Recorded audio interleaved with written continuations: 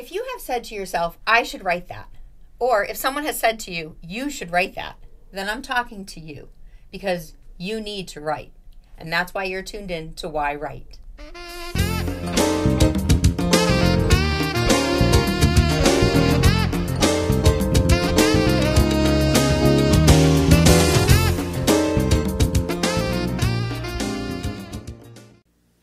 Hi, welcome to yWrite. I'm your host, Angela Grout.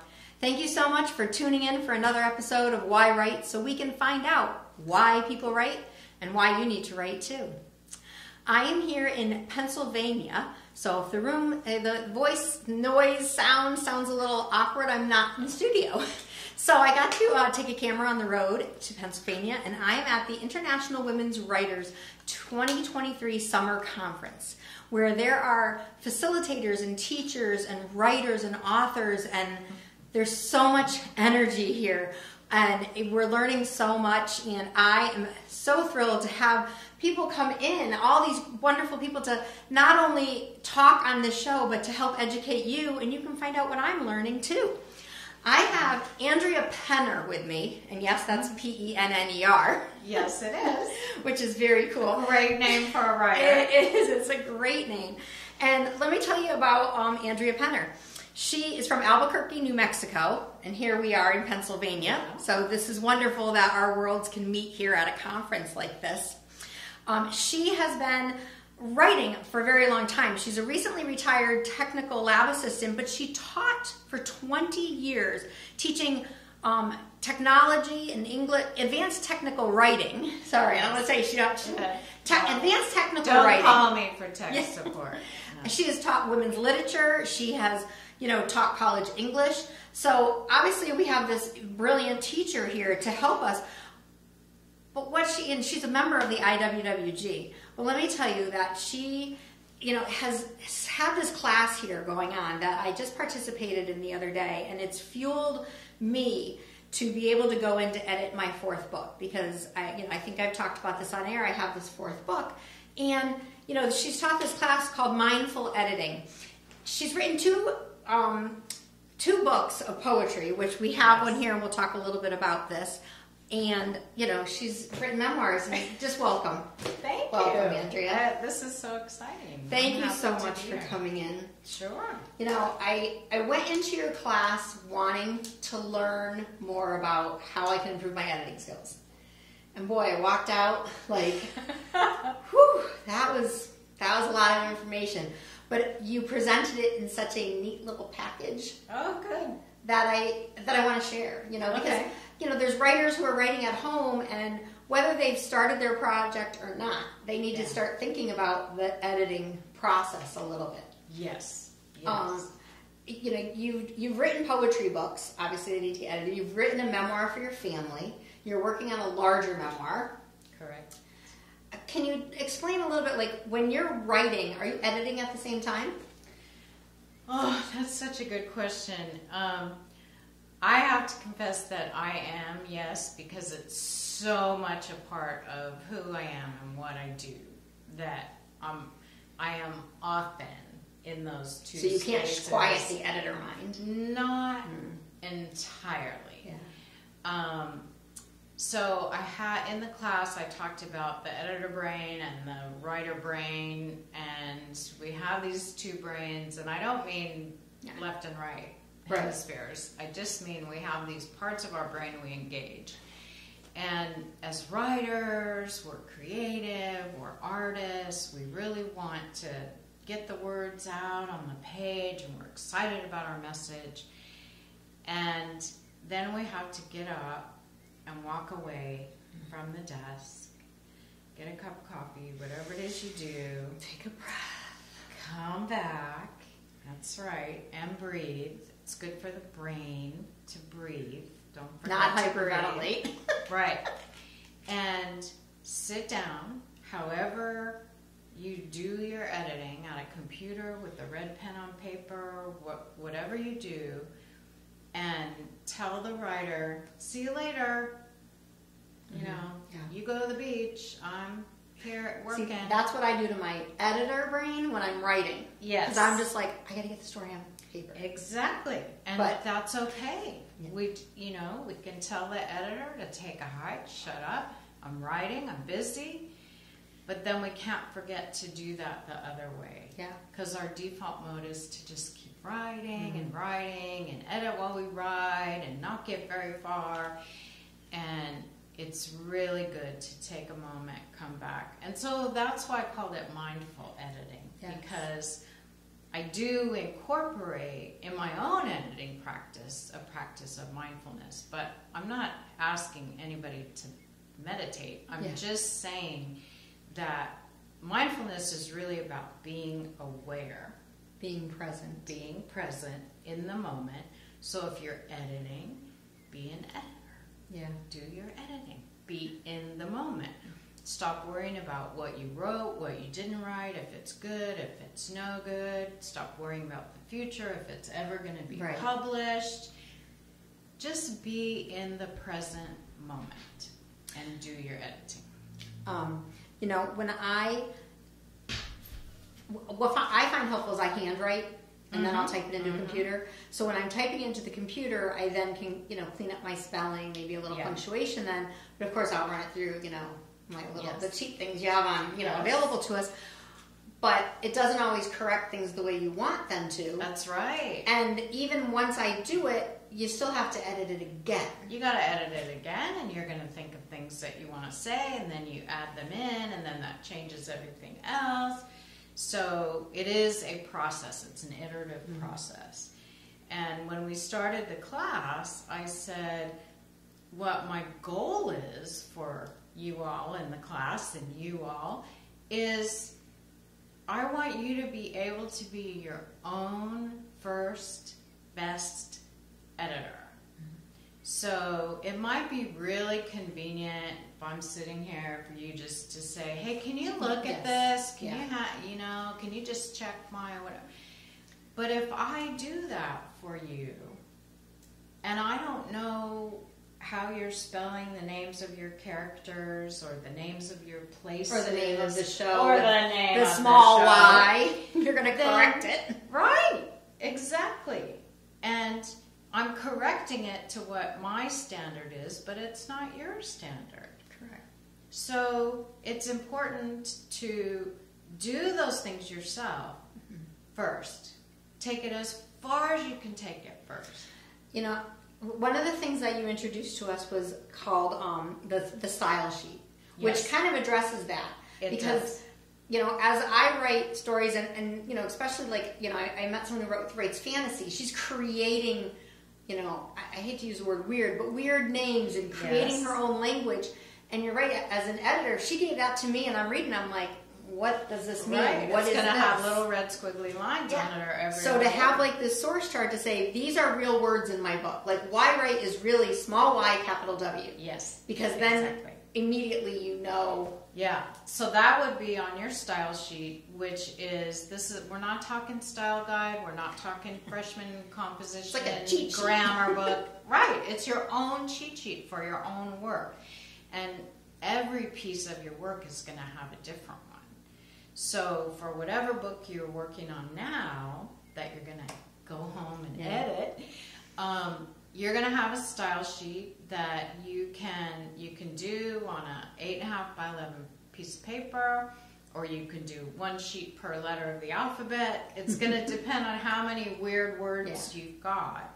And things also that you always misspell. And maybe spell check doesn't always catch them because you can spell it one way and it means one thing, another way it means another. And so you can write those down. Like if you look up something more than twice, that should be a clue that you're going to keep having to look it up. So why not make a note of it, be efficient, and say, when I say dad, I'm going to spell it capital D-A-D every time. Even though in my head I might be calling him daddy or my father, in my book, this is how I'm going to do it. And that's a good example because you have, if you're telling a story, you're saying my dad. Sometimes you don't capitalize that D. That's right. But if you're referring to a dad, so it's interesting where that capitalization comes in. But then it's capital. Same thing even like when you're writing about the Bible, like how sometimes it's capitalized, sometimes it's not, and knowing how you're going to stay consistent with it a little bit too. Exactly. And that one is on my style guide because it's in my memoir, and so I have to be consistent with that. And also in my memoir, I have some other languages. So I have some Yiddish in my memoir, and I have some Navajo in my memoir. And if I were to give my memoir to you, and you saw those words, I'd be circling, going, tell me what this means. Yeah. So I can, once I have a really good style sheet, it not only helps me with my writing, but if I give something to you, I can say, and by the way, here's the style sheet. You're going to need this because you're going to come across these weird words. Right. Yeah. I mean, and even, for people who are writing a memoir, or, perhaps even, writing down, I'll say like a recipe and it's yet another word, sometimes that the language doesn't transfer properly. So to be able to say, this means this, like we're putting, I'm getting technical, like you mean table salt, but you're using, the scientific NA, whatever. Yes, NaCl. Thank you. All of a sudden I'm like, is it NaCl? So, it's that, because if you put, 2 tablespoons NaCl, right, people will be like, what is that? And if they don't know. So, it's very helpful. So you are working on a memoir. You have several pieces done to your memoir. Yes. How do you edit it, like when you have all these, I'm going to call them like almost individual essays sometimes. Well, they are. I have some of it in chapters, some of it in scenes, some of it still feels like an individual essay, and I'm trying to figure out where it goes. And I have a big picture map in my head of this is how it looks. I also have about, if you were to put together everything I have in one file, the messy, vomity, drafty stuff, the stuff I've already edited and I know where it goes, if you put all that together, I have over 70,000 words. Yeah. And for people who aren't familiar with word counts, that's a lot. That's a lot. But it's, in memoir terms, memoir books, published books, are anywhere from a short one would be 60,000 really good, perfect words. I think I have 23,000 in my little book right there. So. And then up to 60 to 90 is kind of the sweet spot for publishers. Yeah, nobody wants to read books as big as War and Peace anymore. No. No one has the attention. Most people don't. I have some friends who love big books, but most people don't. Break them into smaller books. Make a series. So, in order to meet my goal, I'm not just going to write 20,000 more words and get to 90 and call it 90,000 good words. They're not good words. I have to go back and I have to cut and pare down and take away the excess that's in there. And if I have a phrase that takes 7 words to say and there's really only 1 word that I need, then I need to trade that out. Yeah. And then that opens up room for me to use 6 more really brilliant words instead of wasting little words. And what you're talking about reminds me of the paradigm method. The paramedic method. She teaches this paramedic method, which the name paramedic stuck with me because I'm like, okay, if you need help with health, you get you call it paramedics. But this is the para, and having this, paradigm method. I'm like getting all tongue-tied here, but like having that guideline that you kind of created really does help with that because it's a matter of using good words, using precise words, keeping it, not long-winded, direct, very direct. Yes. That's where a good editor comes into play because she finds the right word size, clear. And it is called the paramedic method, like call the paramedic. I didn't make it up. It originated with, I believe, Richard Lanham in the 1970s, but maybe he got it from somebody else. I don't know. I learned it in graduate school in the 1990s, and I have adapted it and modified it and worked with it. I use it myself. I taught it for 20 years. Because it works, and it's really simple, and it's just about finding the active verbs. So instead of is in need of, you say it needs. I am in need of editor. No, I need an editor. I need an editor. Like, right. Just, exactly. Getting some people want to stretch out all these words, and it's like, just get direct to the point. Just say it. Yeah. And that goes with elevator pitches. Yes, it kind of falls in line with that, because there's so many little words you can chop out just to get to the point. And in an emergency situation, people communicate very directly. Yes. So the fact that you have this method, it's like, yeah, that's it. It's literally mindfully knowing before you even write. When you know about these things, you can keep that in mind. You can keep it in mind, and you can do it in your writing. So I rarely call a paramedic when I'm writing. I mean, I have it so much a part of how I operate that I just use it. But when I'm teaching, I use it all the time. Yeah. And when I'm responding to somebody else's work, I can say, I don't circle everything, but I can say, look on this page, you have 35 prepositions. I'm just going to circle them, let you know they're there. You can look for all the rest in the rest of your document. And why do you need to know they're there? And then explain that, and why you're looking at them, and how to change that. To get stronger writing, because that is the point. We write so that people will read it. And it comes clear, and it's understandable, and you're not having to run to a dictionary at 5 minutes to look stuff up. Right. And you're not getting bored because somebody's just going on like this all the time. So your initials. Yes. I learned this in class. Her initials are AMP. So it's Andrea M. Millinson, my maiden name. Penner. And the AMP was, gave me AMP to have this other editing, she had this nice diagram. And in it, that for me is what is going to be a little bit of my Bible to take home to use for my editing, because you really talk about, you need to know your audience. Yes. You need to know the purpose of your book. You have to have the text for the book. But then, you have this little kind of a checklist guideline, and it's, for me, I saw it even that it went in the flow of an order, because, it's very easy after you write a piece to say, okay, I'm going to go through and check spelling and punctuation. I mean, I can do that when I type it in the computer and then obviously check it later. But with your memoir, where you have all these essays and you put them in different orders, sometimes it changes the way a whole book is looked at. It does. It does. And for example, in April Rain, which is a murder mystery, I did that with some of my chapters. And when I did that, it was like, oh wait, I introduced a character here who's really not important yet.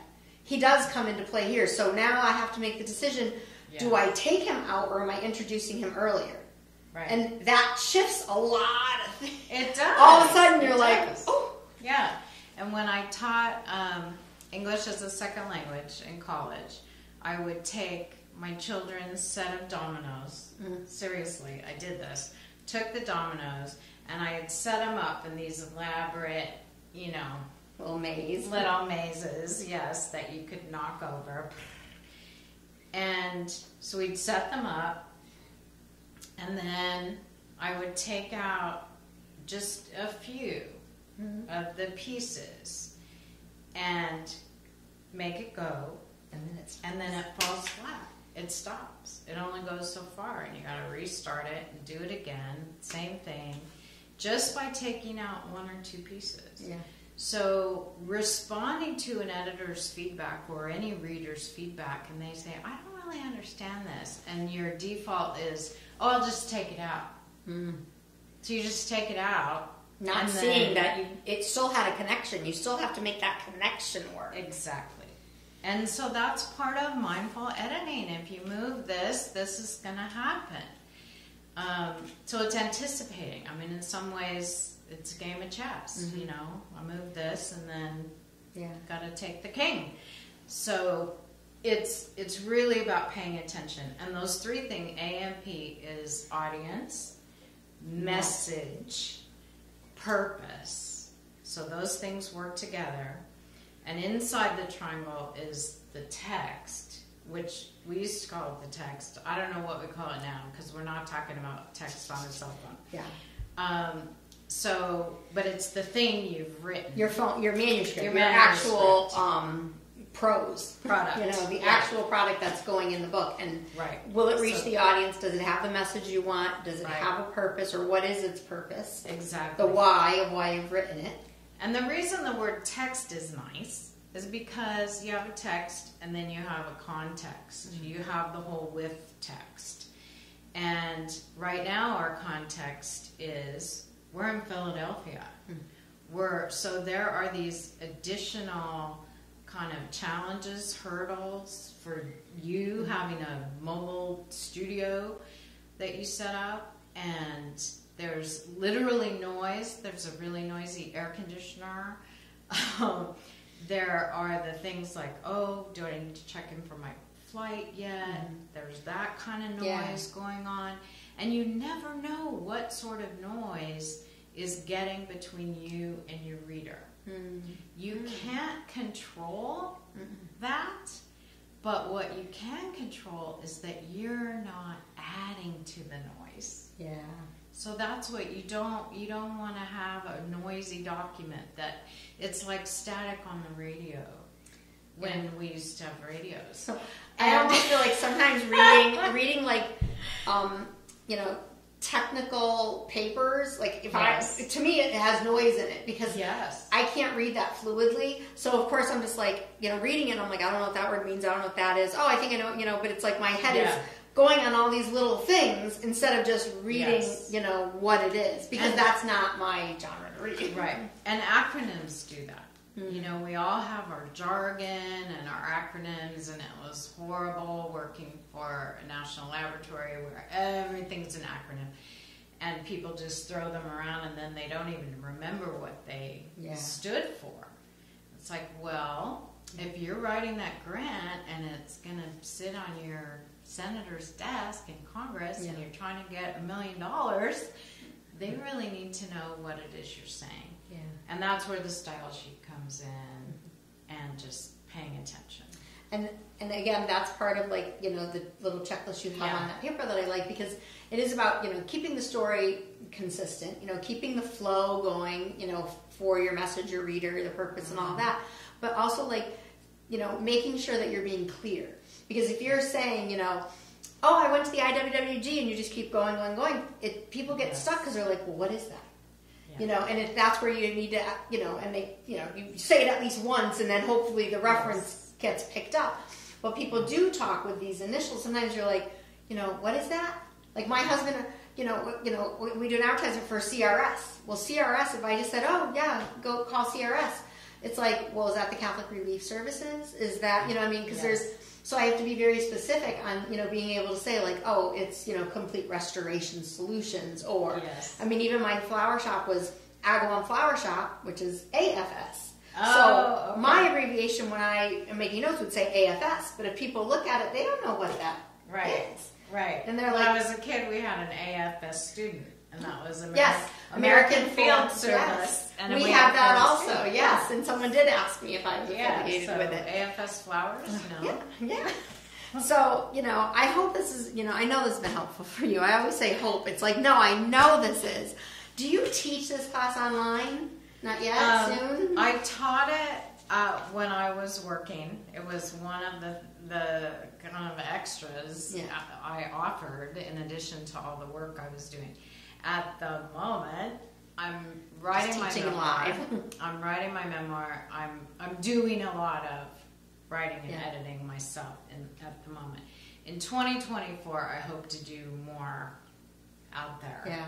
Well, I'm so grateful that you were here at this conference. Not just here in the studio to do this interview, that too, but the fact that I was able to take this course. Like I said, I came in saying, okay, I need more tools.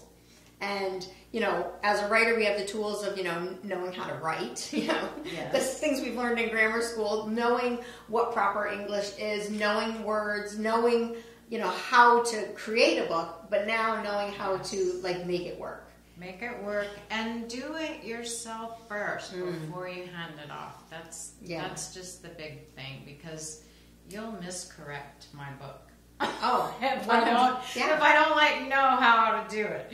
And I'll do the same for you. Yeah. You just hand it and to me. you know, that manuscript I was talking about, it's been sitting on the back burner for about 1.5 years. Like I call it sitting on the, it's sitting on the back burner. It's, it's on low, it's simmering, to be a good stew or, whatever. But it's like, I knew I had to walk away from it because I couldn't look at it with a fresh set of eyes. Yes. And I still wanted to keep adding to it. And I have my little notes of what I want to still put in. Yeah. But I want to say they're kind of minor little things. So I just feel like during this editing process, I want to be able to find where that goes. I have that domino. These little dominoes over here, so now I have to look at it and find out where the dominoes goes, and along the way, use the pyramid, use the AMP, use the style sheet, because the tools that you've equipped me with, and everyone who's taken your class here, I know they've all been like... There were 24 people in that classroom. That was They awesome. walked out and they were just like, and I was like, wow, yeah, I go there. I mean, I took so many notes, and I mean, it's all coming in, and it's like, okay, just digest, simmer, chill. So yeah, that was amazing. So thank you. And thank you for taking the time to come out on the show. How do people find out more information about you if they want to reach out to you for editing services or, for buying your books? Buying my books. I have a Substack site, and I don't know if you're familiar with Substack. It's just a platform where I have a newsletter that I send out from Substack, and it's kind of a blog, a newsletter. So that's where I'm doing my writing every week, just to force myself to write something every week. So the one I posted Wednesday before I came here was called Love in 17 Syllables or something like that. It always has something to do with words and writing and letters. And that is Andi Penner, ANDIPenner.substack.com. Okay, we'll put the link that's in. my name. And I will put the link in below so you can click right on and go there and, get a hold of Andi, check out what she's doing. So, and my book, Rabbit Sun, Lotus Moon. So this is my second book of poetry, and it's from 2017. My first one was in 2012. If you look up my name on Amazon, you'll find me.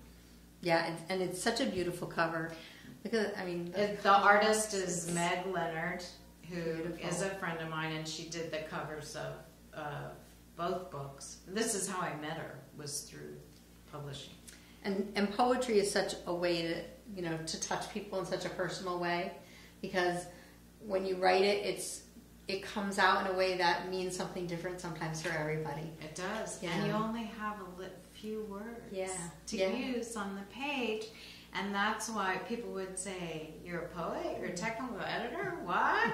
It's like, well, to me, it's all the same. Yeah, but, and as an editor, doing editing, teaching that, poetry, you're really using exact words. Technical, you're using a lot of words. So you have both worlds there going. Yeah, lots of brains. Yeah, so check out on Amazon. I'll put the link below for Rabbit Sun, Lotus Moon, and her other poetry book. And if you're a lover of poetry, which is a beautiful art to read, to take in, to look at, everything, you got to check it out. So thank you so much. Thank you. I appreciate this. This was great. I want to thank, Studio 954 for making it available for me to be able to be on the road this weekend and to come to the conference. And I want to thank, my audience. Thank you so much for tuning in, episode after episode, wherever you're watching this, whatever time you're watching this. Thank you for taking the time. Without you, I wouldn't be able to have these great conversations to share. And, it's so informative and entertaining and educational for me, and that's what I want it to be for you also. So this is the time in the show where I give my audience a little prompt. When the show is done, which will be in a few minutes, you're going to pick up your pen, grab a piece of paper, set your timer for 2 minutes, 5 minutes, 10 minutes. If you want to just write uncontrollably for however long you have, if you have that kind of time, go for it. And today we're talking about editing. And, I'm thinking, can you write a letter to yourself about whether you are a good editor in your own life, or if you feel you need editing? And this can be in regards to whether you're writing or you're speaking to people, because, a lot of times, we'll catch ourselves and say, oh, I wish I thought more about that before I said it. And that's like that editor in you, or when you are taking, that mindful breath before you speak to get your words, ready to be shared. That's part of your editing process. So write a letter to your editor and thank her, or tell her what she needs to be doing better. All right, thank you so much for tuning into yWrite. I'm Angela Grout, and we'll see you next time.